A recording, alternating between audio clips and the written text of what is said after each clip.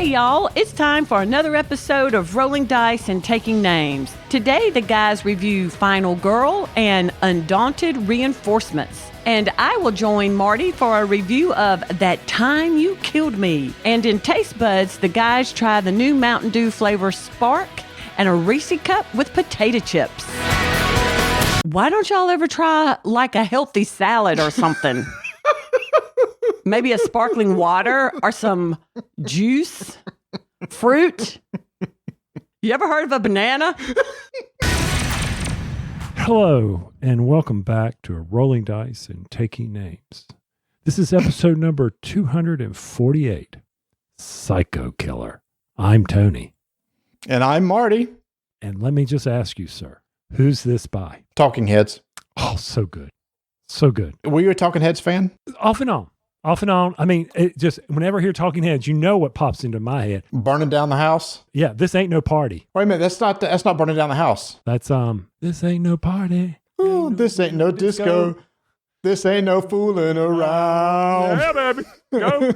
I don't care what it is. But the minute someone says Talking Heads, that song, whatever it is, pops in my head, and that's all I got. That's it. That's all I need. I do have to point out one thing. It is January 10th, the day of this recording. And I must point out, sir, that on January 6th, by Google requirements, all Christmas trees must be put away. Why is your Christmas tree still up in the background? So here's the deal. There's no lights or ornaments on the tree or anything. Everything goes back into storage in a certain way. But before we do all that, so Vanessa in January does snow and snowmen. So there's still a tree or so out there that's a white tree with snowflakes and snowmen on it. And so this is a quick transition. So that one that you see behind me will go away soon as we rotate from getting January's up towards the front and moving Christmas to the back. There's this whole process of our warehouse that stores decorations where you rotate product depending on the season. Yeah. So I would love to flowchart this.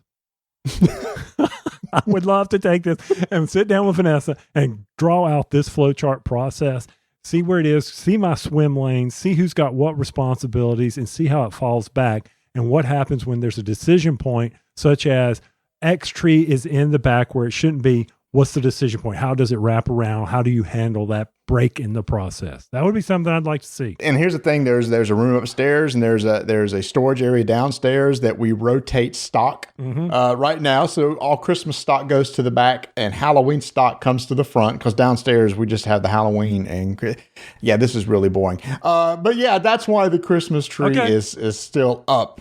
It's just because it just hasn't gone into a storage unit yet. That's what I needed to know. Now, we've got a lot to cover, and we got a short amount of time to do it. So what's next on the agenda? I do want to bring up one item that came up. How do you know when you're getting old, besides your eyesight going, your hearing going, having to have colonoscopies? By the way, this is my year for my colonoscopy. Yay.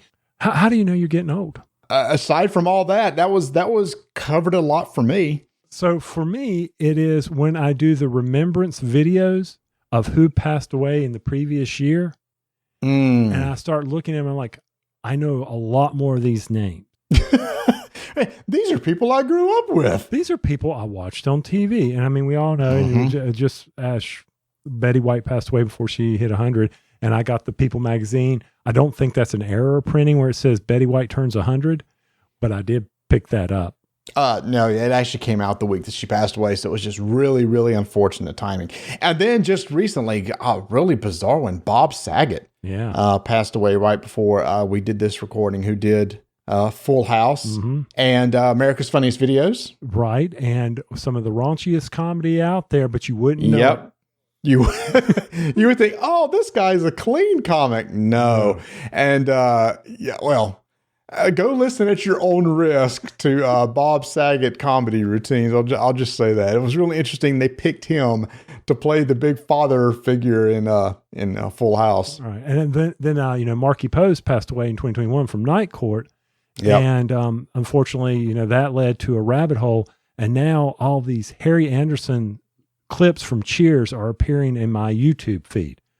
And I just read some of those cold openings he did at Cheers. Oh, Still an amazing show. So we always have Frasier on here. Frasier's the show around here, which is also an amazing show too. So I think obviously this had the same actors and same people working on the show, and it was obvious because both those shows were huge hits. Absolutely. But it's just one of those things. It's like, oh man, I'm getting older. Got to go do my screenings and everything. Got to get that done. Yeah, I mean, the older we get, we always encourage people to go get your test and everything. I mean, one easy thing for men, Tony, is a PSA test for prostate cancer. No longer do you have to fear the finger right. Because now just through a simple blood test, which you'll probably get done every physical, they can check what's called your PSA levels and to see if there's potentially any issues with your prostate. Another very easy thing to do, you're getting ready to go do the colonoscopy, which sounds like a pain in the butt. The prep is Literally. a pain in the butt. Wow, that was a pun that was totally unintended to be there, but I'll take it. You should. And you're right. I'm sorry, keep going. I mean, just listen to your body. But what were you saying? Yeah, listening to your body is a big deal. And the reason why we're kind of bringing this up is some of you may have heard recently that Jamie from the Secret Cabal had posted on BGG and publicly that he had been diagnosed with a mass in his esophagus, and come to find out it was cancer. This was due to a condition that he's had all of his life. And if you want to go in details, you ask him about it. But it kind of came from a condition they found as a child, an issue with his esophagus.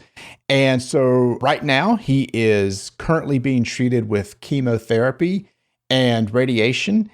And I'm bringing this up for a couple reasons. One, I have been in constant contact with Jamie. He is in amazing spirits. He's a fighter. He's like, I'm going to kick this thing's butt. And you could tell it in his voice. He's going to do it. He started the treatments. Of course, those treatments can be rough, but very, very good prognosis. Getting rid of this mass, clear, done. It's nowhere else in his body, which is amazing, which is great. Get rid of the mass and he's going to be taken care of. So he is in amazing spirit. So just know that even though it's rough hearing news like that about somebody that you may know or have talked to or listened to, just know that things are going really well for him. And I'll just also for everybody, if you can, give words of encouragement. You know, during times like this, you never know, there's ups and downs, and just knowing that people are there that care about you. And he has an amazing support system with his wife and his family and everything. And I know a lot of people have come out in support of him and saying, we're there for you, we're thinking about you, we're praying for you, etc. So continue to do that over the next few weeks and months. I'm not sure how long the whole process takes. People have been asking, how can we help Jamie? One is encouraging words, obviously. But it's like, well, I want to do more. There was a question of, should a GoFundMe page be opened up to help with any medical payments or medical bills you may have to pay?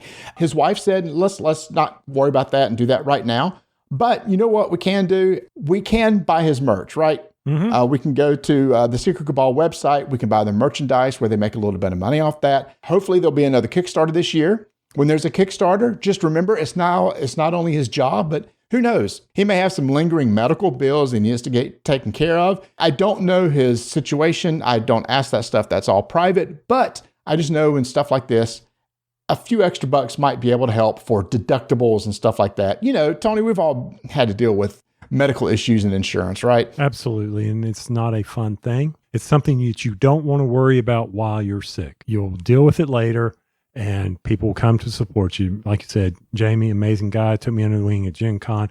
I always had a great time with him. And I knew humor would not be good at the time when all this was going on, but I'm waiting for that time when I can offer you up to go do sponge baths. with the scrub daddy. With the scrub daddy. That's right. But another thing, I don't know, it might be able to help too.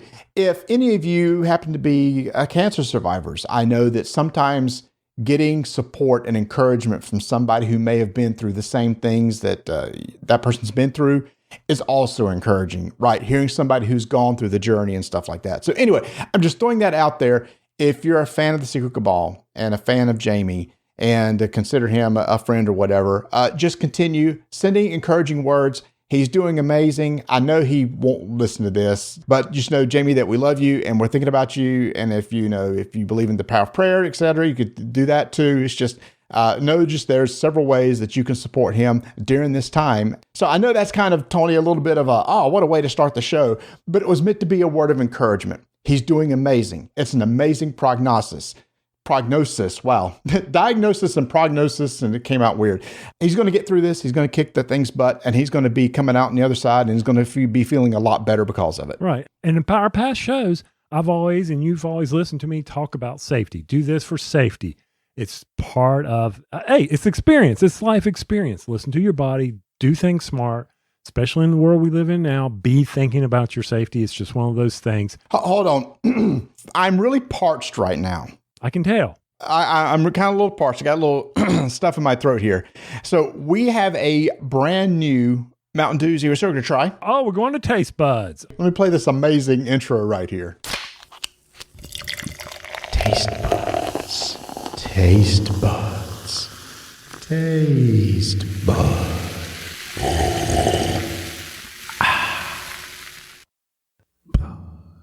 If I give you a $5, will you go out and get another one? Do they still do $5s? Oh yeah, $5 still exist. All right, what we got here, Tony? I actually, you and I found this about the same time. I brought you one of these, and you said, "Oh yeah, I've been looking for it." It's the Mountain Dew Zero Sugar Spark, which is raspberry lemonade. All right, so I'm not a big fan of the raspberry taste, but love some lemonade. So I guess these are two flavors that go well together. But yes, and it's zero sugar, so it helps the 2022 diet. That's right. So let's pop open these cans here. Do you remember when pull tabs were actually pull tabs? And you pulled them off, and people like made necklaces with them and stuff like that. People like, I have no idea what you're talking about. All right, for all you youngins out there, the tab actually pulled off of the can and was a separate thing. Of course, people threw them on the ground and ended up littering everything. So they figured out a way to open the can without anything coming off of it. Yeah, and nothing would upset you more than that little tab, that little ring pop right off. Oh, what a cause of frustration. And then you're taking your keys trying to jam the thing in, and then it falls into your drink. It's like, crap, the tab falls into your drink. Where's me a rock? I need me a rock. Give me a rock. I'm going to get in this thing. All right, so here we go. Let's get it. It smells like lemonade to me. Mm-hmm. Sure does. All right, here we go. Ooh. If you don't like raspberry, you may not like this. I like raspberry. Not getting a strong raspberry taste. That's interesting. I'm getting the strong raspberry, not the strong lemonade. I guess it's a good mixture of the two then. Yeah. Oh, that's good. I like that. It really tastes like it's full of sugar. It has that, lemonade is very sugary, right? And it gives you that feel, but it's not. 0 calories. Okay, let's face it. Which one of these have we not? Okay, Ginger Snap. Snap was bad. Which one hasn't given us the taste of sugar without it being sugar? It's all that aspartame or whatever's in this one. I have no idea. The print's too small. I can't read it. The print's too small. Okay, but Tony, that's not the only thing that we have. Oh, this is not zero sugar. This is not zero sugar. So thanks to people on Twitter and our Discord channel, they said, hey, have you guys tried the new Reese's Potato Chips Cup? So have you ever taken potato chips and put them in peanut butter? I have not. I have not either. Now, my favorite thing is potato chips and pimento cheese. I like anything in pimento cheese. Oh, yeah. Oh my gosh, yeah. So the Reese's, the big cup potato, well, it's got to be a big cup if you're going to put a single potato chip in it. How did they get away with the Pringles shape of that potato chip? I don't know who owns Reese's. Maybe it's I don't either. Pringles or Lay's or somebody like that. Yeah, it's all owned by one conglomerate. So I will say before I try this, Vanessa had a lot of interest in this too. So she's also going to come try the other cup here. There's 2 cups to a package. Did you put yours in the refrigerator at all? I did not. I did. I have been in there waiting on you to call me. What on earth have y'all been talking about? Because I know it hasn't been games. Well, that is 100% true. It has not been games. Okay, so we just tried. By the way, you have tried this. We like it. The zero sugar is what I'm pointing at. The Spark, I like it. Yeah, I like it too. I don't know what I wanted. A little something else though. Maybe a little bit more Mountain Dew flavor in it. Yeah. It was a little bit too much lemonade. That's funny. So Tony also said that he got more lemonade than raspberry, and I tasted the raspberry. I felt like it was just like a lemonade drink. Yeah, I wanted. Yeah. All right, you ready? All this. More. We're gonna try this at the same time. Here we go. Woohoo! We're gonna put the whole thing in our mouth. Are we? No, I'm just gonna do half a bite. Okay, half a bite. First, you get a good crunch. Okay, that threw me off. The crunch. There's a crunch, but I don't taste the potato chip. There's no potato. I don't get the salt. I agree. I do like the crunch, though. I do like the crunch, but there's no salty taste. That's what I was wanting. I like salt and sweet together. Like salted caramel, I love. That sort of thing. Yeah, I could have used more salt, but I do like that. I like this one better than the pretzel. That's interesting. A lot of people on our Discord channel like the pretzel. Like the pretzel better? I like the crunch of this one. I like the crunch, but I don't get potato chip at all. Nope. Nothing I here. guess I don't either. You want me to finish yours?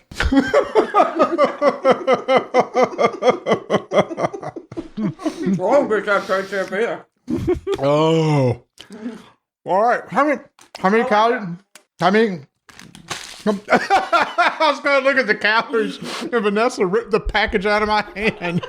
Hey, Marty, it's 180. It's 180 for. I hope that's for 2 cups, not just one. Oh, you know it's not. It's probably for a quarter of a cup. 1 cup per One serving. cup. 1 cup per serving. That was 180 calories for 1 cup. Worth it. Worth it. Oh, good. Got a little salt in that one. Oh, that was good. Thank you. That was very good. Thank you, whoever pointed them out to you. Yeah. Twitter and Discord pointed out. All right, y'all. So there you go. Mountain Dew Zero Sugar Spark. Worth it. The other one, if you like a crunch, get it, but I don't taste the chip at all. I don't either. Maybe y'all need to talk about some games. No, we don't. Because here we go. Let me show y'all an example of how Marty gets in your wallet. Actually, it's just another excuse so I can play my bumper.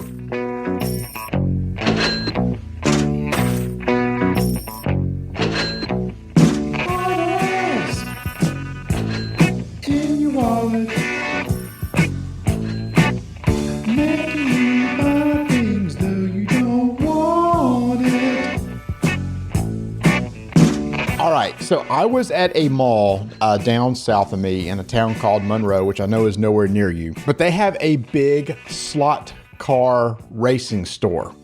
You walk in there and it's huge tracks of like, there's drag strips and long, big ovals and some with a lot of curves and figure eights and everything. And they have these slot cars that are probably, 6 to 8 inches long. They're big. They're not like the little TCR cars like we used to get, when we were kids. And so it's a whole hobby store.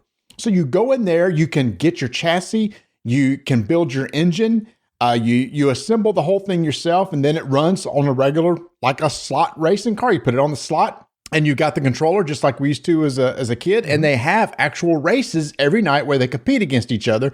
There's drag strips and everything like that. I tell you what, as a hobby, that would be pretty freaking cool to do, to work on your car, design the car and put it together and go and run it and everything like that. Yeah, it was. I mean, I can see where that would just eat up your time and money. And we enjoyed our little TCR non-slot race cars, but I actually wanted to try slot racing because it was you didn't wreck so much. You know what I'm saying? If you're going too fast, that's the beauty. People don't realize it's just hold down the trigger and go as fast as you could. And that's what TCR was for us. We just held down the trigger, go as fast, and you'd slam into the walls and all that. Well, TCR, Total Control Racing, is what that stands for. And it wasn't, because you just ran in and ran into the wall and switched circuit and then go back to the other circuit. That's all there was to it.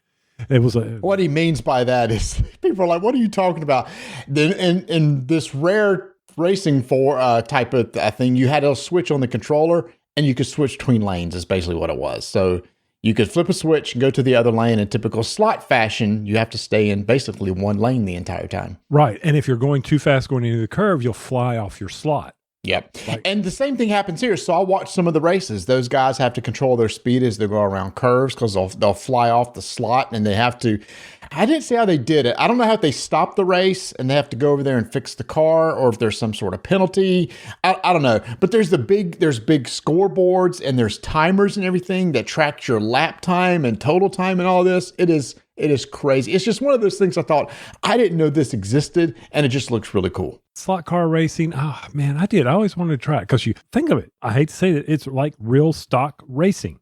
Slot car, stock car racing. I mean, you're having to deal with tires, gear ratios, all that good stuff as you're dealing with it. And even you and I in TCR, we mentioned this probably 200 episodes ago, where you and I were using ohm meters trying to figure out which controller was the best on our TCR.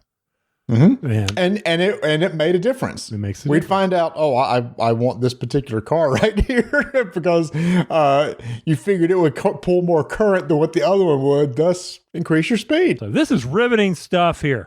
Do we have anything fun? So you and I got to play a couple games that we're going to be talking about later on, but did you get to play anything over the break? Yes. Before Rebecca headed out, you got The Hunger back to me, where Mark Kell returned The Hunger. And I was able to sit down with the family, and we played The Hunger from Renegade Games. Mm-hmm. So I was very excited to get this on the table.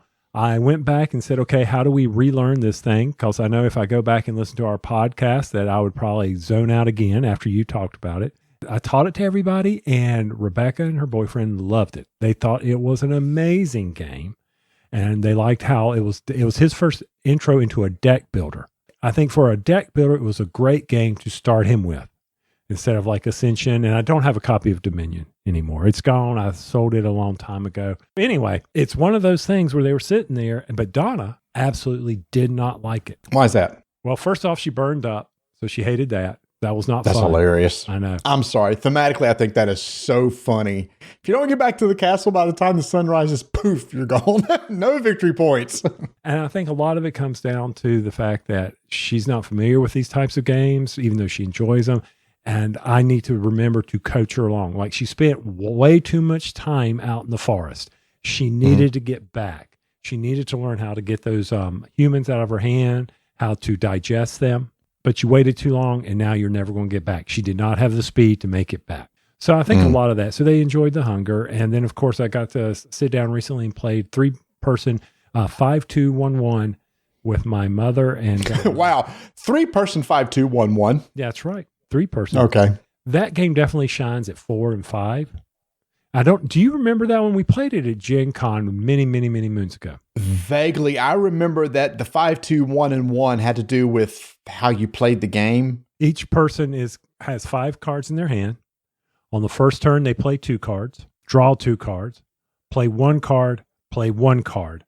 And it's all played simultaneous. If their roosters are out, a certain number of roosters, then the roosters basically wipe out all majority. If there's not enough roosters out, then it's the color with the majority, unless it busts, because there's a set number that you can go, and then you keep going around there. And so you're always looking at trying to control the majority, because whatever has majority goes into your score pile, and whoever has the most points wins. And about the second playthrough, my mom really started to enjoy it. She was catching on to the strategy. And remember, this lady is 80 years old. So she was catching on to the strategy. The cards were easy to read. She was understanding the concepts of it. Matter of fact, she got pretty vindictive and started trying to see how she could bust certain majorities. So I thought it was quite entertaining. 5-2-1-1 is one of those unsung heroes among card games. Yeah, I remember when it first came out, it was extremely popular. So it's cool to see that, people still playing it. And I enjoyed it too. And I thought it was clever, like you said. I could not remember what the 5-2-1-1 was until you said, oh, that's right, 5 cards. Play 2, draw 2, play 1, play 1. Yeah. Can you keep drawing? You keep going through. And it's just that unique. Oh, are you going to play this color? Oh, wait. If you play this color and I play this color, then I bust. But I really don't want this to bust. I want to score them because I have the majority here. But if we all tie it, like we have numerous times where everything either busted or everything tied and they all got wiped off the board. It was kind of, I like that mechanic of the game. That's really all we got other than what you and I sat down and played. Yeah, which we're going to be getting ready to get into. However, it is January, which means at the end of the month is going to be PortalCon, Tony. However, Ignatius said he's not going to be doing a live stream keynote this year, which is a shame because that means we can't do a live reaction. So what he's doing instead is he is announcing new games every Monday. And as of this episode, he's announced 2 new games. So that's what we're going to talk about coming up right now. Editor Marty here. The day after we recorded the upcoming segment, Ignacy from Portal Games contacted me and said, yeah, you know that press release where we gave you the name of the upcoming expansion for 51st State? Yeah, we're changing the name. I said, okay, Ignacy, that's fine. Why don't you record me what the name of that expansion is? He got that to me. So in the upcoming segment, I've overdubbed anytime we mention the old name with the correct name as given by Ignacy. I knew we should have waited one more day before we recorded this. Tony, you and I love 51st State. Imperial Settlers, 51st State, we really enjoy those games, right? I'm trying to remember. I love all of Ignacy's games. Not that I'm trying to get on his good side. But I have a lot of reaction to him not doing PortalCon. He sucks!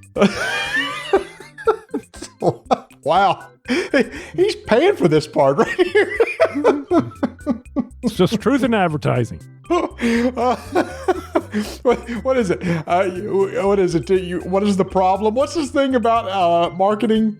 Oh, do you have a problem? Here's how I'm going to solve it, and I'm going to tell you about it very quickly. Well, that's something we never do. So our problem is we can't attend PortalCon. Is that our problem? That is our problem. He needs to solve that. So one of the games he's announced is the 51st State, and as at the time of this recording, it's called the Ultimate Edition. It could change. The press release that we just saw is in flux of court because he and Chevy Daughter were going back and forth about it. But the Ultimate Edition, and here's the reason why. The Master Set, remember, Tony, came out a few years ago, which included everything. However, that's getting harder to find and everything like that. So they said, all right, let's bring it back again with all the expansions and everything, plus one new expansion called No Man's Land. This is something that Ignacy teased he was working on, where in the game of 51st State, typically, you have a hand of cards, you're building out your area on the board. It's like a type of like a Civ game. You got cards in play that generate resources, you do things with them. And the idea of this expansion called No Man's Land. There's going to be a map in the middle of the table that all of you have access to. And you can go to that map and fight for control of certain sections of that map. And if you get that area, it gives you additional abilities, maybe like some additional resources. So it adds the idea of even more player interaction by this board that everybody has access to in the middle of the table. And I thought that sounded really cool. Because that is probably one of the big, I don't want to say knocks to 51st State, Imperial Settlers is you're over there by yourself. Just playing your little cards, collecting your resources, building stuff, occasionally going over there and attacking someone. This definitely adds that component of interaction, getting on each other's bad side, which I think sometimes is a necessary evil in a game. Sure it is. And you may be wondering, well, wait a minute, guys. I'm one of the ones that got that master set. I have all the expansions. Do I need to buy this Ultimate Edition? No, you do not. Whoa. No, yes, you do. You really should spend your money to support Portal Games. Okay, that's fair. But if you do have the master set, you have everything that's going to be in the Ultimate Edition minus No Man's Land. However, if you want No Man's Land, which I think you would, you can buy it individually. This is going to be coming out on GameFound in the middle of February. The complete Ultimate Edition, which includes everything, including the new expansion. No Man's Land. Or if you just want to buy No Man's Land separately, it will work with your existing set that you have now. I'm buying No Man's Land separate. Yeah, me too. I'll be getting it. I can't wait to try this. But that's not the only thing he's announced. One of the big games that came out at Essen last year that was extremely popular, sold out in a couple days, was a game called Gutenberg. This has not been available in North America. Portal is going to get that game, give us an English version, and have it available here in North America. And I don't know if you've seen this game, Tony, but it looks really cool. You got these little gears that you can put on the board. It has to do with the printing press, right? So the idea is this is during time where Gutenberg invented the printing press and how they use the printing press and everything like that. And they have your own board. We got gears that rotate and do things for it. It just looks really, really cool. And everybody who's played it says it's absolutely amazing. It has auction and bidding, which we like, card drafting, simultaneous action selection, which I'm a big fan of. This is going to be coming out in March. And you could pre-order it right now. 51st State's going to be on GameFound as like a crowdsourcing game, but this is going to be available in just a few months. Let's get this straight so we can budget our money. So Ignacy's in our wallet. He's wanting you in late February. We've got 51st State Ultimate Mega Edition or whatever they're going to call it. And then pre-order Gutenberg. correct? And I find it very interesting that he's bringing this to the States. Yes. And it sounded like today on his video that I watched where he's talking about a new direction for Portal, like they may be taking more games that are in Europe and not available in America and bringing them to America. That's really cool to give us access to games that we can't get over here. Well, it's about during time he's been taking CMON games and over to Europe. Now he needs to bring them back over here. Bring us some games over here. That's fair. That's fair. Well, the first one he's doing is Gutenberg. That's on pre-order right now. And keep an eye out for the Game Found site. In fact, at the time of this recording, there should be a link available to go out to the site, and so you can be notified when it launches, the 51st State Ultimate Edition. If I had a Gutenberg press, I'd type up my note for myself to put the link, but I don't have that handy. And I wonder if the Gutenberg press allowed you to make bigger fonts so we could read it. Be nice. Maybe you could run a Gutenberg press and get Imperial Settlers better for us. So the reason for this episode was... The reason for this episode was to bring enjoyment to everybody. Yeah, right. I'm not going to stretch it that far. So the Psycho Killer, the reason for this episode, the name of it was Psycho Killer, was because Van Ryder Games has a game that is taking everybody by storm. It's killing it out there. Literally. No, thank you. Mm-hmm. Yes. And that is Final Girl. And this is a solo adventure where you play as the final girl left in a horror film, and you have to kill the big, bad, meanie, nasty person. You are Jamie Lee Curtis. Or the person from Friday the 13th. Or the person from Nightmare on Elm Street. I mean, it's a trope from the 80s, right? Mm-hmm. The female protagonist was always the one that took down the big bad in the end. And that's exactly what's being mimicked here in this solo game. I didn't realize. It's one of those things that just like hits you in the face, you know? Oh my God, they're absolutely right. That is the huge trope from that time. And I didn't even think about it. That's it. That's the game. The big point is that if you take down the big baddie, or if you take down the big baddie and you die, you win as a solo player. Other than that, you lose. If you die, you lose. And let me tell you right now, this game is hard. It is not a sunny day at the beach. Oh my heavens. This is a tough one. Yeah, it is. And so they have different modules that are out. And Van Ryder sent us some of the modules for us to check out. One reason is because, number one, the game is really amazing. A lot of people are playing it. But because also they're having another Kickstarter that's going to come out with even more modules for Final Girl because it was such a hit. They're doing a second Kickstarter. So they want us to check out the first version to see what we thought. So we got like 5 modules, and each of the modules basically represent a different movie or scenario. Plus it gives you additional Final Girl to play as. Now you have the core box, which has everything you need. It has the tokens, it has the dice that you store in the core box, but it's each individual expansion pack that gives you the additional rules for the additional monsters, or the different Final Girls to play. And the Final Girls have their own map. The monsters have their own monster board. You can mix and match between them. You can have a Final Girl from one expansion playing against a monster of another. So there's a lot of modularity to the board. But before we get into the game, Tony, I must say the production was amazing on how they did these expansions because they're magnetic. So the front cover is like the monster board that you pull off. It's magnetic. You pull off it put off to the side, and that's your play area. The other side is also magnetic. You pull off the back cover, and it's the map that you use. And then the thing in between is basically what held all the components, like the cards and everything. Right. You got 2 gamer trays right there in the modules. And you're right. That's what I love about this game. The idea that this final girl gets to go battle this person from the carnival, and then she can go over and battle the person with the chainsaws or whatever scenario. I thought that was ingenious. I'm sure other games have that, but it was just like, oh, I see how they did this. I know one setup and it will work for all of them, you know? And each module may have some special rules or some special setup, but it's not like, you know how in some games you pull it out and then this module, you're going to have 4 more pages of rules. No, it's a little pamphlet. It's real simple. The one that you play is different than the one I played. I think yours was yours kind of mimicking Friday the 13th? Okay. I don't like horror films. Okay. So I don't know. And the only reason why I know about all the girls is you'd see the end theme from it and you'd hear about it. But I never really watched a lot of horror films. So I played the one where it was Geppetto and the carnival and he had puppets.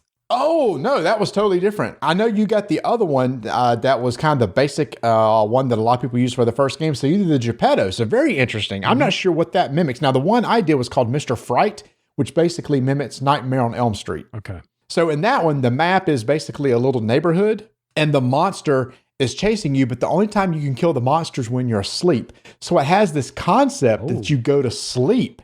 And when you're asleep, the monster can attack you, but that's the only time you can attack the monster. But even though you may be awake, the monster can still take out victims, which is also interesting. So you have victims on the map and you try to rescue them. And when you take actions to rescue them, basically there's exits on the map. And if you can get them off the map, they go onto your player board, which gives you additional abilities, like some extra health or give you some extra time on your board. When you have saved enough victims, you flip over the final girl card to give you like an ultimate power. But on the other side of it, if the killer gets up enough killing spree going and he has enough bloodlust, then he has some special abilities that come into play as well. I mean, after an hour of playing this game, I knew I was doomed. I didn't finish it because I had flipped over everything and then it just steamrolled me to death. I was done with this. I was like, there's no way I'm going to have to rinse and repeat this. I mean, it's real simple though. You've got the action phase of just playing as many cards as you want because it's a clock. That's how you're playing. It will tell you roll dice and it will spend your time. If you want to walk, it's going to cause you to spend time and you only have a set amount of time. And I thought that was ingenious, Marty. I really liked how the action phase played out. It wasn't guaranteed that I would be success, but it was guaranteed that I'd be wasting my time. Potentially. Yeah. Here's why. Is because you have on your board, you have a marker that shows, okay, I have 6 time to spend during my action phase. And you say like, I want to walk. Depending where you are on the terror track, the higher the terror level, the less dice you get to roll because you got to do a check to see how well you do. If it's low terror, you basically get to roll 3 dice and it goes down to a minimum of 1. So when you roll your dice, you see if you're successful or you count the number of successes you had. On like the walk card, it tells you, hey, if you had 2 successes, you get to move a space and it costs no time. But if you only had like 1 success, it may cost you time. But here's the thing. Every action that you take has that concept of rolling dice. You play a card, you roll the dice, and then resolve the number of successes you have, and it tells you what happens. Typically, costing time is always, or using time is always part of that equation. Now, I'm not going to let you get away with costing us $5 because luckily I have the game right here. And okay, so does walk you always cost time? Always cost you time regardless of your success. And if you don't succeed, you may lose some health. You may increase the horror track. There's all these action cards that come into play. So you're playing these action cards, doing horror checks and hoping that you're successful. And there's no limit except for the amount of time, except time is important because in the next planning phase, you have all these cards out there in this tableau that you can purchase. But Marty, it's not like having resources. What's your resource here? Whatever time you didn't use in the action phase. That is so cool. To me, that's what made this game right there, was those 2 phases right there. You got the concept of your resources time, the actions you take, the amount of time that you use is going to be dependent on how well you do. And do you want to burn up all your time trying to take all these actions? But if you do, then you've got nothing to spend to buy additional cards because the actions that you just used go back into the action tableau to be purchased at a future time. Now, your starting hands always cost you 0. So if you have 0 cards available, you can always put those back into your hand. But let's say, for example, you used all your 0 cards during your action phase, then you got no 0 cards to take back at your hand during the planning. You can't get those till the next round. So you probably need to leave yourself some time left over to buy cards to use in the next round. Because you can use 2 cards to create a success if you rolled a 3 or a 4. And I found myself thinking, okay, I need to be able to have this because I need a success here. I better have those, but I really want to use this card later. Do I want to spend it? Hard decisions had to be made in the planning phase. In the action phase so that you could take care of the planning phase. You've got cards that can increase the time, which can help you out. But when you get in the planning phase, it's all that balance that you need to manage.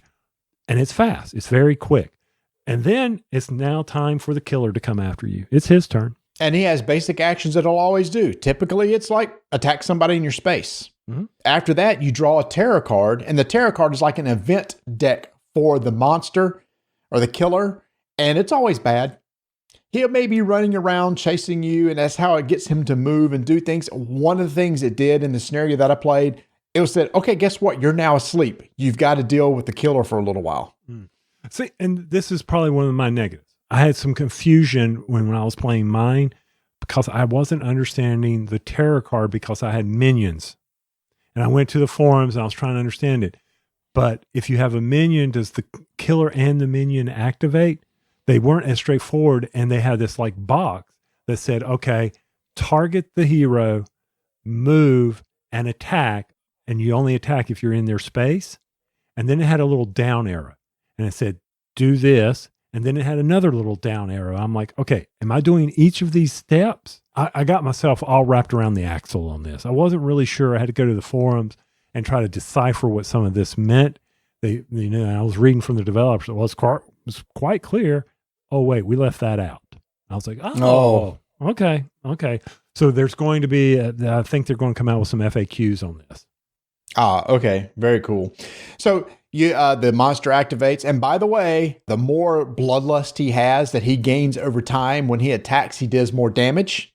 If there's a victim in his area, the board has you and victim tokens. If there's a victim in his area and he attacks a victim, it automatically kills it. If he attacks you, you take damage. You lose all your damage or health. Basically, you take enough damage, you'll be dead. Meanwhile, you're trying to attack the killer in order to kill it. All that's kind of going together. The next phase I thought was cool, Tony. If a victim was killed during this turn and there are victim meeples in the same space as the killer, they panic and flee. And then you roll and they run away from them. I thought thematically that was kind of cool. That was cool until your tarot card said, oh, and if they flee, they immediately die. I'm like, oh, come on. Really? Usually fleeing is good because it gets them out of the monster's space. Mm-hmm. So he can't kill them next turn. But and then you rinse and repeat. So you do this over and over, trying to play the right cards. Oh, we didn't even talk about this. There's a way to search and get items. So in the scenario that I played, one of your action cards is do a search. Go into a house.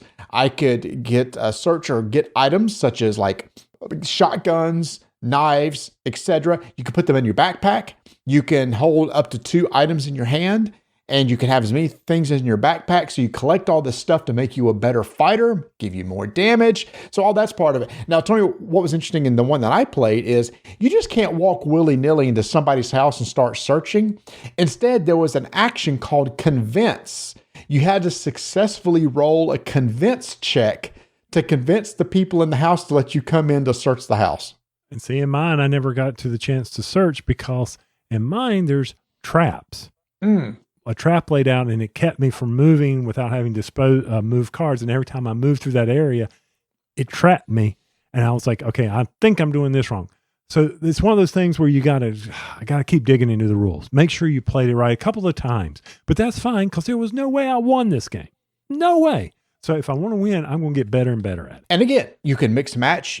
You get a couple final girls in each of the expansions, so you could try the other one if you want to. When I first started playing this, I thought, this is going to be one of those games I'm going to go through the motions, but thematically it's not there. I was wrong. Mm-hmm. Actually, because of the way that they control the monster and just the way the actions that you have available to you, I thought it was very thematic. The fact I'm trying to save victims from the killer and try to deal damage to the victim. So I thought thematically it worked very well, but for me, the highlight by far was that time mechanic resource of using it to not only take actions, but then the leftover time that you would need to buy actions for your next turn or subsequent turns. And for me, I found it to be very refreshing in how the terror cards came up, the event cards came up, the multiple scenarios. I could see a lot of replayability in this. Enjoyed that aspect. Let me ask you something. Did you lift your little tray out of the module box? I did. Okay. I don't want to say what I saw because I don't know if it's a secret, but there was something underneath there. Yes, I think it's in everything. Okay. But we'll leave it at that. Don't. Okay. I won't say anything. If people aren't listening to this, they'll never know. But if you are listening to this, you might want to investigate your box. Hey, here's the thing. If you missed the first Kickstarter and you think this sounds really interesting, Van Ryder Games is going to have another Kickstarter for their next, I'm not sure if they're calling it season or whatever, but it's going to be another release of Final Girl, where they're going to have some additional expansions, some new killers that you have to deal with, and Final Girls that you're going to be able to play.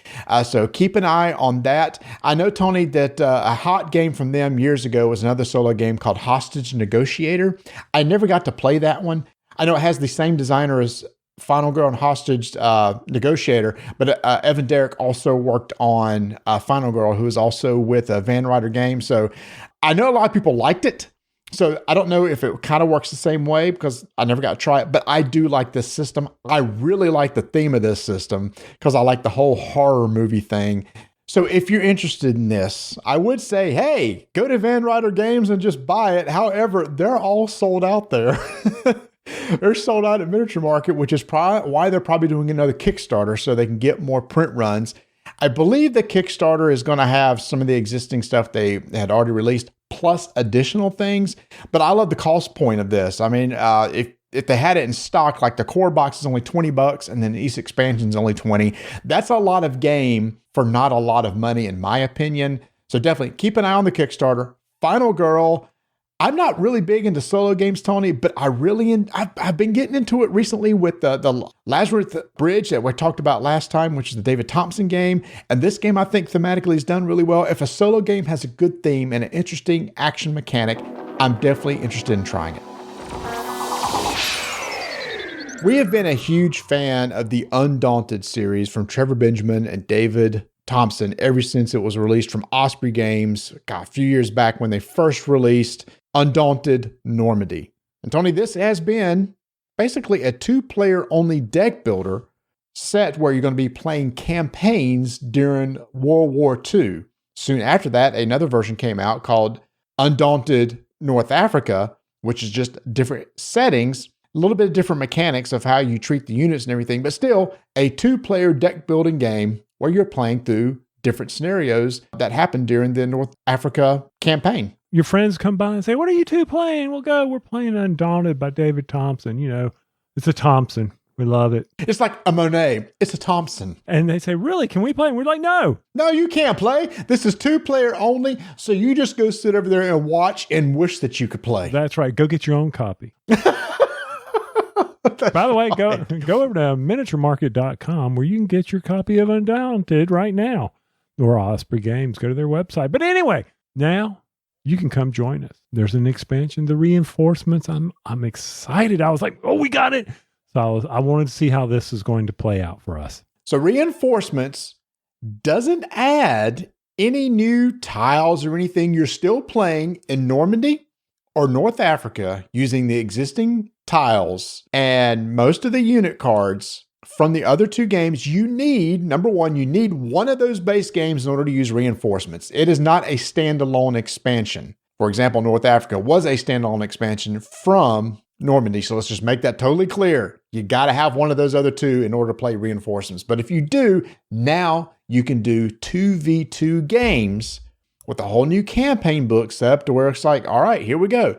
You're going to play 2v2 games. Here's the scenario and how it's going to be set up, and here's how you're going to play together against your opponents. And you pick whether you want to do the Normandy campaigns or the North Africa campaigns. So I'm a little confused here, Marty. If I need the original core set, why do I need this box? I mean, what is he giving me here? Didn't we just say? I mean, wasn't the whole bit at the very beginning of you can only play 2-player, but now you can play 4-player? That's right. But so what does he give us in this? Why don't you tell us what he gives us in this? If you give me a second, I'll let you know.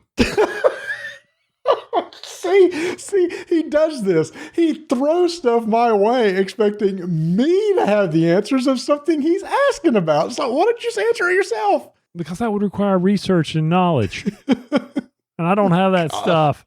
Here's what I do know comes in the boxes, and that is you're going to get a whole bunch of new cards. You're going to get 50 new cards. You're going to get 150 oversized solo cards, some tokens, 2 new scenario books. And with Normandy, you're getting some tanks. That's all that matters. I'm getting some Panzers. I'm getting some Panthers. I'm getting some Shermans. I didn't have that originally. Now I got some tanks. Patton's coming out, baby. Here comes Patton. So one thing I loved about North Africa was it did introduce vehicles. Yes. The concept of vehicles where you could put units inside the vehicles to control them.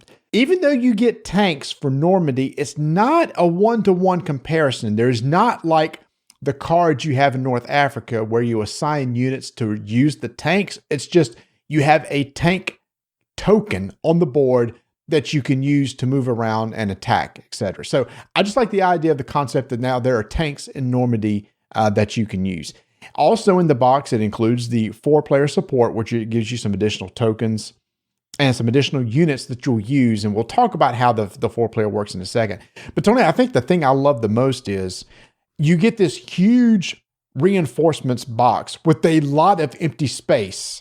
And the reason why is because you can take every single card and bit and rule book from Normandy and North Africa and put them into this one box and totally disregard the other two. So everything can be put into this one reinforcement box, and that right there is worth it. Is it so that you can have smaller boxes on yourself? You don't need 3 big boxes. It's just one box? Well, it's one big box. You saw it. I mean, it is a deep box and it is a heavy box because there's a lot of rule books that, every scenario or every base game had a rule book and it had a scenario book. And then this one in Reinforcements has a rule book, a scenario book, and a solo book. Like you mentioned, if you want to play solo games, tons of cards in this game for the solo aspect. There's a whole rules section in the back of Reinforcements just for playing solo. Why did I love Undaunted to begin with? Yeah. Why would I want to get Reinforcements on the table other than adding another player? And for me, it is the mechanic of the deck building behind it and how life is measured in these games. When you attack another unit, the other player must discard a card. If it's in their discard pile in their hand, they have to discard it. And that was how you measured health. I enjoyed the strategic part of this game. And it felt like, once again, a miniatures game to me without the miniatures. You have to be very strategic. You have to be thinking about position. You have to be thinking about, do I need to move here? How do I do cover? All that good stuff. So what is it about Reinforcements that I liked or how it added? To be honest with you, Mark, it was just this one part. And that was how you moved command from the 2v2 people. If it's you and I are on a team, I'm not always in command. It moved from player to player depending on which base game you had on the table. Yeah, so what it is what you mean by depending on the base game. So let's say, for example, we're playing Normandy. One of you will, for each side, will be a platoon sergeant. Whoever has the platoon sergeant card basically starts out as the leader. The leader. Each of those people get to draw 4 cards on their turns. The other 2 only draw 3. As soon as the platoon sergeant is put into the discard pile, it's transferred to the other player. They get a token indicating, okay, now they're the leader or the commander, meaning that now they're going to be drawing 4 cards in their turn and the other will be drawing 3. So whoever is the leader or commander will flip-flop back and forth, like you said. It depends on whenever, for example, in Normandy, you play the platoon sergeant. That's how it flops. But what's really cool is they change some of the actions in this game so that not only can you help yourselves, but you can help your partner with some of the actions you can take. You can influence them. Another aspect that I enjoyed from the partner side of it is what knowledge you can talk about. You can talk about not what's in your hand, but what strategy you want to do, and it can't be whispering. That to me was important, that you cannot sit there and go, hey, Marty, what you do is go in on his right flank.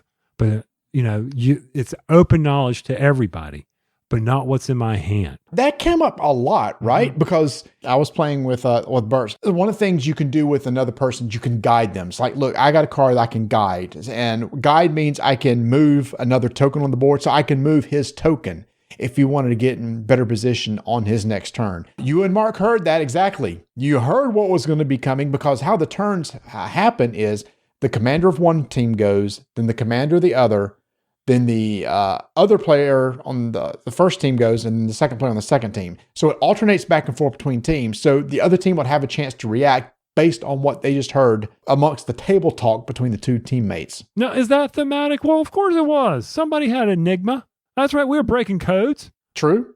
So, I mean, yeah, you heard this. It's not like you're going to hide a tank rumbling through a field. You're going to see that you had scouts out there. And by the way, you got scouts in this game. By the way, you got scouts in this game. How do we win? You get the control points. And that carried forward in this game. You've got to be able to control land. You got to control the victory points. Well, it depends on the scenario. So there's a bunch of different scenarios in this game. You pick which one you want to play. You set up the map. You set up spawn points, and then you go from there. Thematically, this works the same way with the new stuff in Reinforcements, in that in Normandy, you're controlling units. So if you take enough damage to where you have to remove the unit token from the board, as long as you have more of that card in the supply, you can get that card and respawn that unit. But in North Africa, if you ever had to remove the unit token from the board, it's gone. Because in North Africa, it represented individuals, not units of people or groups of people. For me, I didn't like North Africa as much as I did Normandy. I think it got convoluted with the vehicles and people in the vehicles. I mean, it's still enjoyable. I tend to lean towards Normandy more. So I'd be interested to see how this changes North Africa. If someone could concentrate on the vehicles, maybe. I don't know. But I will say this. We've got to get better at playing this game. Yeah, so here's the thing is this game is supposed to take, 60 minutes? It took us 2 hours. And that's not a fault of the game. It's a fault of we were making just horrible tactical decisions. We ended up doing this thing called suppression. So what happens is when you lay down suppression fire against somebody else, if you succeed, their token flips to the suppressed side. The only way they can get it flipped over is just play that particular card that represents that unit from their hand. The only thing they can do that turn is flip the card back over. What was important for getting control points were riflemen. They were the units that could take over command points, which you needed to win the game. And as soon as a rifleman got in a spot with a command point, we basically suppressed them back and forth to where it became, Tony, like a stalemate. It was poor. God, we played poorly. We played poorly. We should have done it differently. It's like, instead of trying to suppress them, kill them, or get them off the board so they have to respawn from a different point. Because literally it was suppress, they flip over, suppress, they flip over. And then nobody was gaining any ground. As I thought about this game later, I'm like, why did I not bull rush you with my tanks? I was the tank commander. I should have been up there. Mark should have been yelling at me saying, bull rush him with the tanks and suppress his suppressors, blow up his tanks, because your tanks and your machine gunners were those would have been the ones I should have been suppressing with my tanks, and then let him come in with the infantry and mop up the control points. But no, I didn't think like that. I was like, oh, good gosh. So yeah, there was a lot of things we did because we walked around. This stayed on the table way too long, but that's because we played not too well. Yeah, it's not because of the game. It's just literally we were just making really, really silly, stupid decisions. Yeah, basically that drugged the game out a lot longer than what it should have. Thematically, I think this game still works the same way I thought it's for years. I think it's amazing how you have to have scouts that go out into unscouted territories to be able to put down tokens so that other units can move into those areas, because other units can only move into scouted territories. But when a scout moves into an unscouted area, a fog of war goes into the deck. Fog of war is just basically taking up your hand, but you can later use a scout to get rid of fog of war from the deck, or maybe put a fog of war in somebody else's deck. I won't go through all the actions again. It's a lot of the exact same actions. It's just that now between the two of you, you're trying to work together to be able to win the campaign. But I do want to point out, since both people on that team had scouts, it doesn't matter if you have a scout or not. You can conceal and force me to take a fog of war regardless if I have a scout in my deck. You have a decision to make. That's a new thing for this game, where usually it's just, oh yeah, I'm going to put fog of wars into 1v1. But in this, okay, whose hand do we want to junk up? Right. We both had scouts, so we could basically get rid of the fog of war from our hands. But still, I know that Marty's fixing to go, so let's put the fog of war over in his area, because maybe he's got the points of the control points that we need to keep him from getting. kind of slow him down a little bit. So that was a strategic decision. Imagine this game required thinking. And again, what was really neat was having somebody else to bounce ideas off of, as opposed to just playing 1v1. You got to talk out ideas. Hey, should I try to flank this person?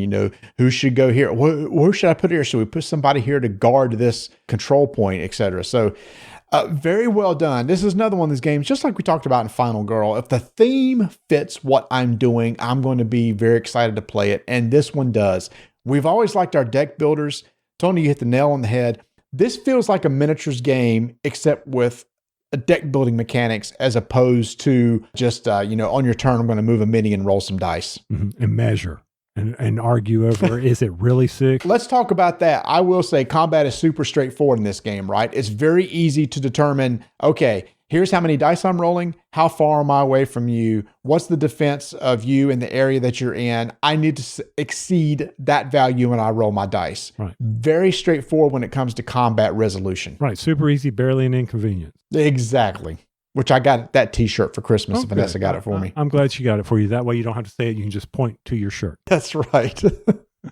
So once again, this is an expansion to the Undaunted series from... I had it pulled up and now, hold on, give me a second. David Thompson.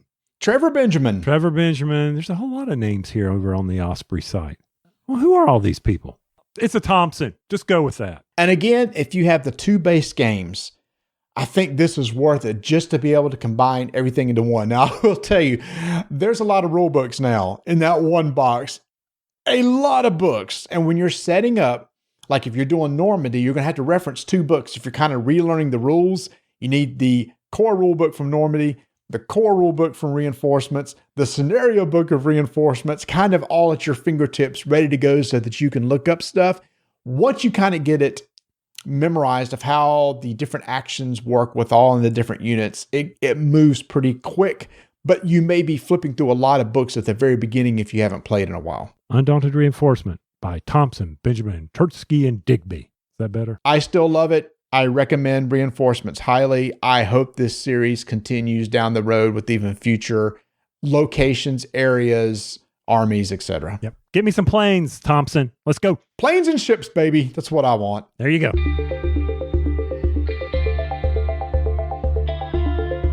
Speaking of getting into my wallet, thank you, miniaturemarket.com. That's miniaturemarket.com. You're in my wallet again because there is a winner is here. And CMON is up to 80% off. I'm telling you, they're flashing these sales all the time. I don't need any CMON games right now. But let's just see what they've got on sale for CMON. Oh crap, there's an Arcadia quest that I haven't played in forever, but that's an expansion I always wanted. Oh, get out of my wallet. Come on, Miniature Market, you dig. Oh, there's the Black Plague Zombie Side Sweeten It Up pack, as I call them, where you get those special tokens and things like that. That's on for 80%. But then on that front page, I also see their foam trays are back in stock, and this is one of Marty's favorite things, those foam trays where you can pluck them, do the pluck, and make them up for the various miniatures you may have. Heck, you don't even have to use them for miniatures, do you, Marty? You can actually use them for game components if you want to, if you have your own special tray.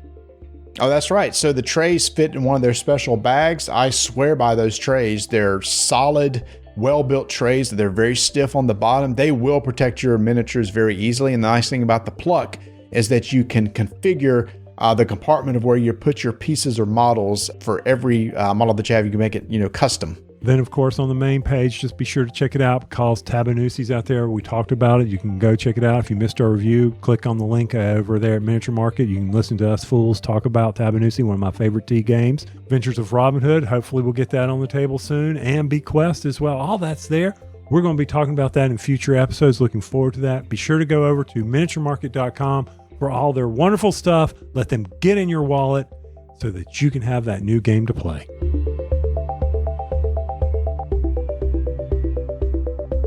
Hey, Marty. Yeah. Oh my gosh, I was going to ask if you'd want to go back in time, and I suddenly want to go back in time because, y'all, I cannot stand it when he does that.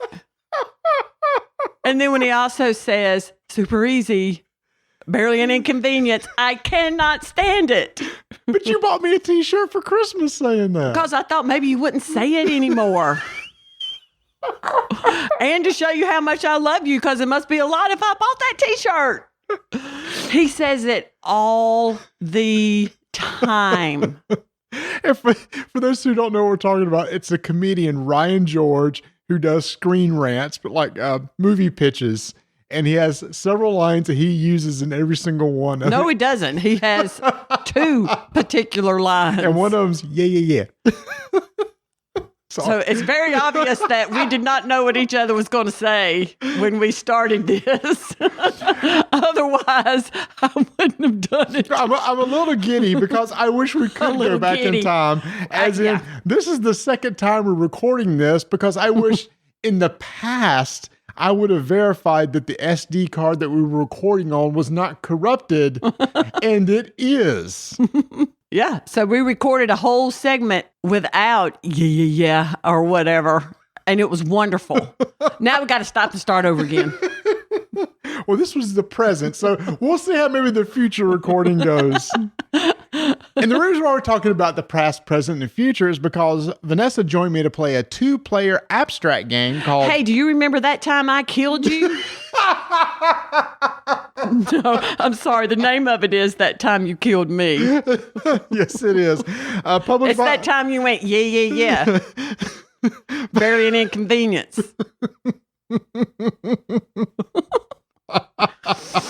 So if y'all don't know Marty well enough by now, I'm just going to go ahead and tell you. Oh, boy.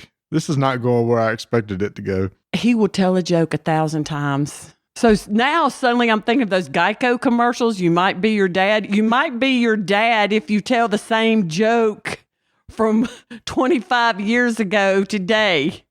In the past, you told a joke. And then now, 25 years in the future, you're telling the same jokes. So you'll be telling our grandchildren this super inconvenient joke. And barely an inconvenience. Super easy. In fact, that's what this game is. Super easy. But it is very clever, and you have to think. Yes, this game is designed by Peter C. Hayward and published by Pandasaurus Games. And let's imagine what this game is. Let's draw a little mental picture for people. So there are 3 boards on the table. Each of them is a 4x4 grid, so it looks like a little small checkerboard. Mm-hmm. One represents the past, one represents the present, one represents the future. One person, it's only 2-player, one person has black pawns or black pieces, one person has white pieces. When you set up the board, each of you have 1 piece on each of the 3 boards. And then 4 left. 4 in your supply, 4 extra ones. And there's this thing called a focus token, which is going to represent where you're going to take your turn when you take your turn. The white always starts in the past, and the black always starts in the future. You take your turn, you'll have 2 actions, and then you move your focus token to which area you would like to go to next. And you can't leave it in the area you just took your turn. Yeah, so you'll either have to go to one of the other 2. Turns are really easy. You're going to take your pawn. You can move it orthogonally as one of your actions. Another one of your actions could be you can jump forward or back in time. The theme of this game is you're trying to eliminate each other, so you're chasing each other through time. Mm-hmm. At the end of your turn, if at least 2 of the boards does not contain your opponent's pawns, you win the game. Yes. I feel like I would have said it at the end of the turn. If there are 2 sections that you are not in, you lose. That your opponent's not in, you lose. They win. Let's try this again. At the end of your turn, if there are 2 boards that your opponent does not have opponents in, you win. Marty. This is not super easy. You are really being inconvenient right now. There's 2 sections of the board and you don't have a player in them, then you lose. I don't know why you're trying to say it all convoluted. So I gave Tony a buzzer at the very beginning of the year that when I start rambling on about rules and it gets very confusing, to hit me with that buzzer to stop me. I should have given you one also. Yes, I need the buzzer.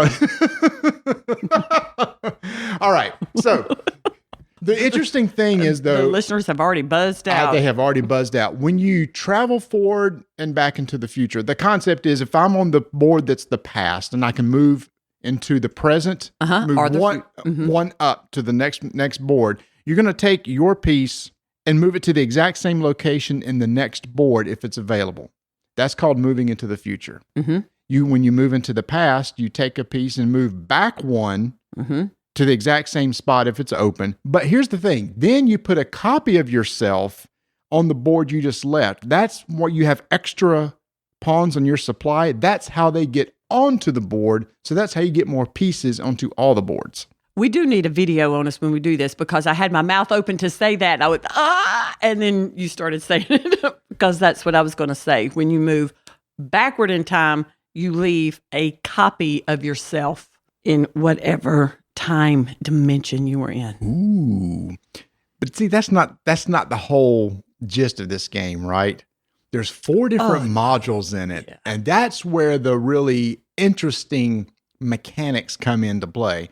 And we're only going to mention 2 of them. We're only going to talk about the first 2. Why don't you tell us a little bit about the first one? So in the first one, we need to spread the love and help nature through time. Okay. Yeah. So we have a little seed. An actual little plastic seed. And you may plant that seed no matter what dimension you're in. So wait a minute. So you take your pawn and you would put your seed on one of the squares adjacent to your pawn as one of your actions. Correct. Okay. If you do it in the past, then in the present, there's a little bush. It's grown from the time you planted it. And in the future, there's a tree. And it's in the same space in each dimension. Yes. But if you plant it in the present, then it only grows into the future and there's nothing in the past. Okay. Makes sense. Then these become obstacles on the board then. So I'm trying to remember, did you talk about how you eliminate players? No, we didn't mention that at all. All right. So now would be a good time to talk about that. So how is a player eliminated from the board? One of the easiest ways is when you move. If you move into your opponent's piece, it actually pushes them. So you can push your opponent another space. If they're up against a wall, the edge of a board, and you push them into the wall, it eliminates their piece off the board. So that's one way to eliminate them. If there's a bush, you're playing the first scenario and there's a bush there. If you push them into a bush, it will eliminate them. So now not only the walls, but the bushes come into play. So there's some strategy of like, well, if I plant a seed back over here and a bush pops up here, and that happens to be right beside my opponent's pawn, maybe in the future, I shouldn't say that. Maybe my next turn, I can push that pawn into the bush. Yeah. But in the future, that tree, if you push the player into the tree, it topples over. Yep. It topples over and then it becomes an obstacle that's lying there. Then it becomes an obstacle. Yeah. So that's the little clever mechanic with using plants. So that adds a little twist to the rules. But that's not the only thing. The second scenario, which I actually think I like more than the plants. Tell me statues. Statues. Yes. So one of your actions is you can build a statue. And in any future dimensions, you're going to place an exact copy of that statue in the same location. And here's the cool thing that you can now do. You can push and pull that statue. So if I'm in the past and I pull a statue one space towards me, that same statue moves in the present and in the future. That is mind-blowing. It is. So it's like, so now you have a way to manipulate the obstacles in the future.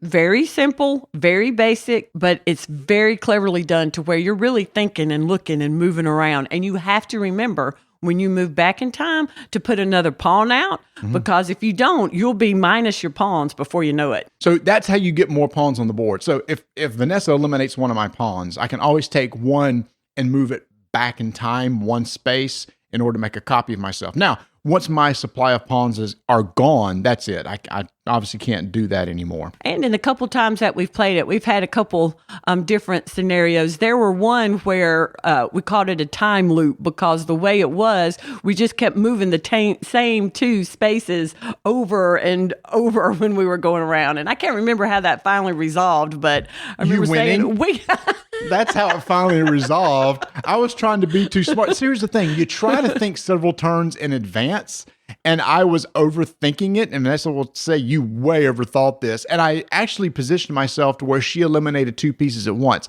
Because if you ever have 2 pawns together and your opponent pushes one of your pawns into another one of your pawns, both of them are gone. Clearly, I didn't have a strategy. When I play a game like this, I just look at, okay, what can I do the next turn? I'm not thinking 2 or 3 turns ahead because I don't know what you're going to do in between time. So the focus, I really like the focus token. You would take your turn, you would move it to where you were going, and I would just look at the board of where you were going and what I wanted to move there. Right. And that's all I thought about. Yep. And you were thinking about, I don't know what you were thinking about. What were you thinking about? Sometimes I would make a move knowing that 2 turns from now, I can get back to this exact same board and set up something really cool. But that gives you time to come back to that board and move a piece to keep me from doing what I really wanted to do. Yeah, because anything can happen in that in-between time. I know. Again, I overthought it. So I guess maybe I'm not as good at abstract games like I thought it would be. Oh, yes, you are. And here's the thing is, I was kind of concerned when I brought this game out to you because I believe you're not a big fan of abstract games like chess, checkers, etc., right? No, I'm not. It's funny because when we started talking about games like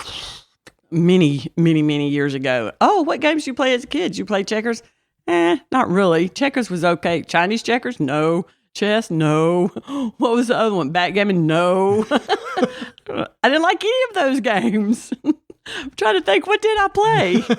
So I was concerned when I brought this. It's like, well, Vanessa liked this because even though it has a really clever theme, the concept of each of you chasing each other through time, trying to eliminate each other. It's really not a thematic game. No, once you get going, it's like, okay, it's really a strategy abstract game. Nothing wrong with that. No, not at all. And it makes sense what you're doing. For example, the whole concept, if it didn't have the whole time concept, the idea of moving one statue here and moving over here wouldn't make as much sense. But with the theme, it makes sense. Oh, well, if I move this statue in the future, of course, it's going to be at a different location now. I like to say it is a fun, clever game. Yeah. A fun, clever, and you do have to think. And there's 2 scenarios we hadn't even talked about, and we're not going to because we would like y'all to discover those on your own and find out about them and how they work. So we don't want to ruin the surprise. We don't want to ruin the future. That's right. We've already ruined their present.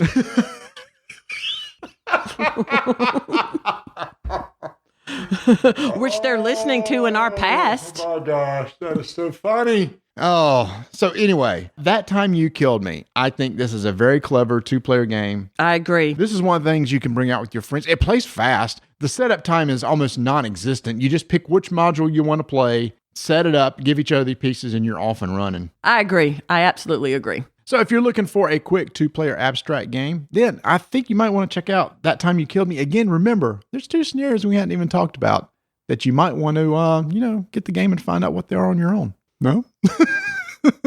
Should I go back in the past and redo that, the closing? Which we had a video, guys. I don't know. Yeah. No. I love playing classic video games, Tony. It's very nostalgic for me to go back and play some old games. And I think I've said before that my sons are really into playing old console games. And they went out and bought a GameCube. And I was sitting there thinking, maybe I should go buy a GameCube because I've got some GameCube games I wouldn't mind cranking back up and trying out again. Metroid Prime, Eternal Darkness, which I really loved. Hey, Wind Waker, since they're not going to bring it to the Switch. Anyway, so I was talking to the boys and Adam said, wait a minute, the old GameCube's up in my room. I said, excuse me? The what? He said, yeah. He said, the original one that we had's in my room, but it doesn't work. What? And I said, okay, that sounds vaguely right where we had it and it stopped working. I said, do you know where it is? And went, yeah. So he went and brought down the original box and everything with the GameCube in it. So I went downstairs where they have their other GameCube plugged up, just swapped out the connectors, put in the disc, and it popped right up. I went, well, it's working now. So I do have my original working GameCube. Wow. And there's a device that came out last year, the year before last, that plugs into the special video port on the back of the GameCube and has an HDMI out.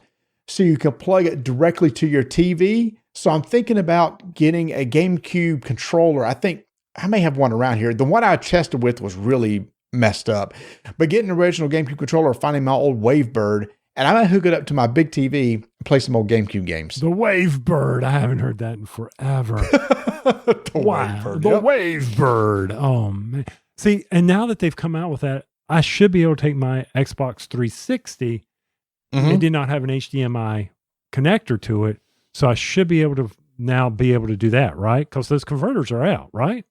Oh, yeah. Yeah, there's converters out there. I guess what was that component on the back? Do you remember what it was? Component or the old RCA jacks? It was component, but it had six little wires coming out. It had multiple. It had the red, yellow. Component. And then the audio portion of it. Absolutely. So guaranteed there's a component to HDMI converter. There's got to be. But what's so unique about this is this was a special connector for the proprietary GameCube port on the back. So I don't know. I would be wasting money getting it. I don't know. But honestly, I've got a lot of GameCube games I've just been collecting for collectible reasons. But now I can actually play them. So I don't know. I may have to check it out. But it's the question of, do you have the time to play them?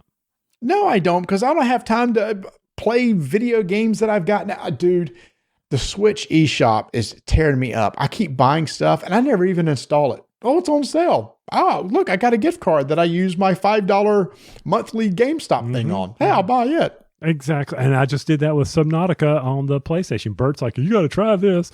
Oh, by the way, it's on sale. Well, Bert, get out of my wallet.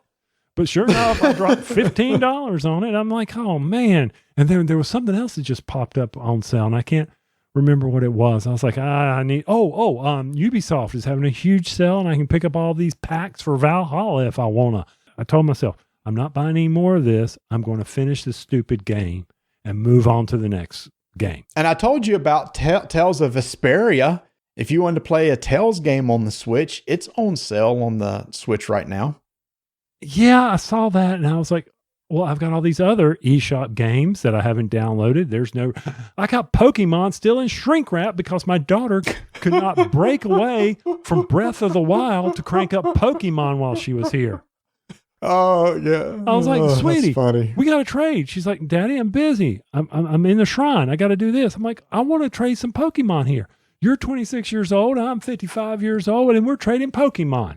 Go figure that out. That's amazing. I love hearing that. That's cool. All the boys got Pokemon, but I did not. I don't know. I got too much other stuff. Next month, the Guild Wars 2 expansion's coming out. I'll probably get in it. I'll try to find time for it. And then in March, oh, baby, it's Advance Wars. Oh, baby, it's Advance Wars. You hope. No, it's not Advance Wars first. It's Project Triangle. I don't know what that means, but okay. It's the Final Fantasy Tactics style game. Okay. All right. The turn-based game, I'll be getting that too. So yeah, you're right. Too much money spent on games that I won't play. Hey, you know what? We hadn't streamed anything in a while, Tony, and I was telling you about this today. That's something I think I'm going to do over the next few weeks.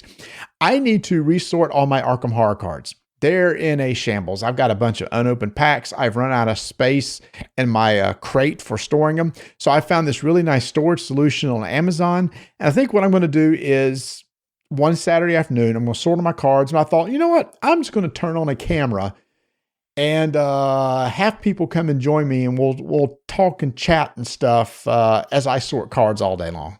Well, that sounds like a good task for you to do, but I'm not sure I'm going to be watching you, but that's okay. I trust you. I wouldn't. I don't know that anybody that would, but I thought if I'm sitting here sorting cards, I'll maybe try to entertain myself. Maybe somebody can just pop in and, it's an AMA, ask me anything sort of deal. Or maybe I'll just talk about the cards as I look at them in Arkham Horror. I mean, in the first 10 minutes, you can talk about and debate with yourself on how you're going to sort them. And is this the best sorting mechanism? That's true. That's true. I actually bought from Etsy a person who makes dividers for Arkham Horror. So they're divided by classes and all this stuff. So that's what I'll be used for sorting. And speaking of LCGs, hopefully sometime this month, we'll be getting the re-release of Lord of the Rings. So we'll be revisiting the old LCG, and see how it holds up after 10 years.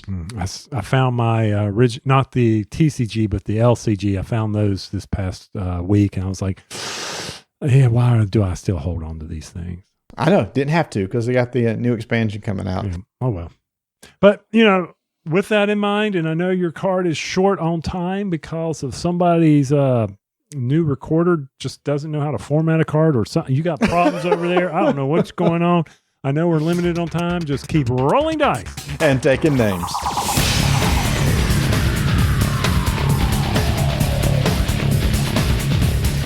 Thanks for listening, everyone. Remember, we're trying to get to 500 members in our Discord channel this year, so please come and join. Follow us on Twitter and Instagram at Dyson Names, and check out our Twitch channel, Roll Dice Take Names.